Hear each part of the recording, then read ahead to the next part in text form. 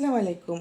আবারও একটা authentic recipe নিয়ে আপনাদের সাথে হাজির হলাম। আর এই রেসিপিটা দেখে হয়তো ভাববেন অনেকে খেয়েছেন, কিন্তু আমি যেভাবে রান্না করব আমি গ্যারান্টি দিয়ে বলছি এভাবে কেউ কখনো খাননি এবং এটা শোনেনওনি।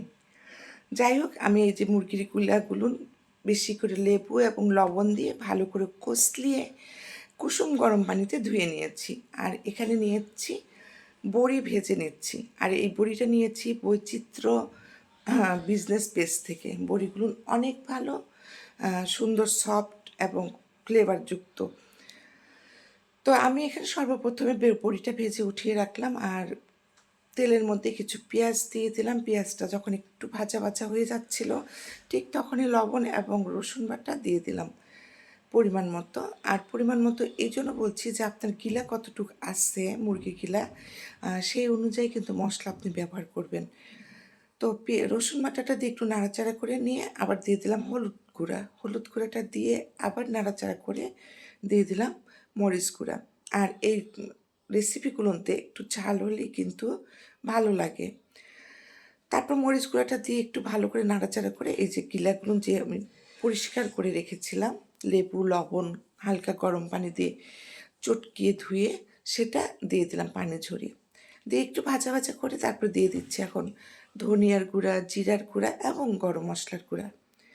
এটা দিয়ে ভালো করে একটু কষিয়ে নিতে হবে। হ্যাঁ, আবার একটু আদাও দিয়ে দিলাম।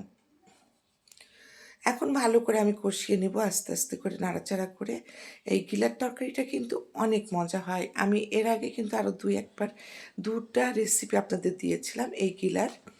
আজকের রেসিপিটা একদম ভিন্ন এবং খেতে কিন্তু দুর্দান্ত ছিল।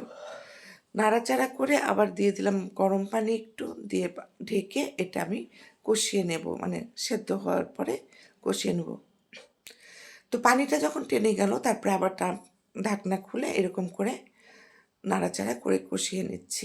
এটা যত বেশি কষাবেন তত কিন্তু টেস্ট এর বাড়বে এবং গিলাটাও সেদ্ধ হয়ে যাবে।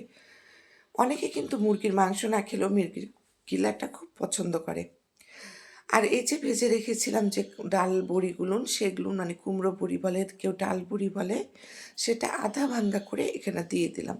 আপনারা চাইলে বড়িটা আরেকটু বেশিও ব্যবহার করতে পারেন, মানে লোকজন হিসাবে আমি এতটুকুই করেছিলাম। আর খাওয়ার সময় মনে হলো যে আরেকটু বেশি কেন দিলাম না, এতটাই মজা ছিল। তারপর সেটাতে একটু নাড়াচাড়া করে আবারও দিয়ে দিলাম পর্যাপ্ত পরিমাণে গরম ফুটন্ত পানি।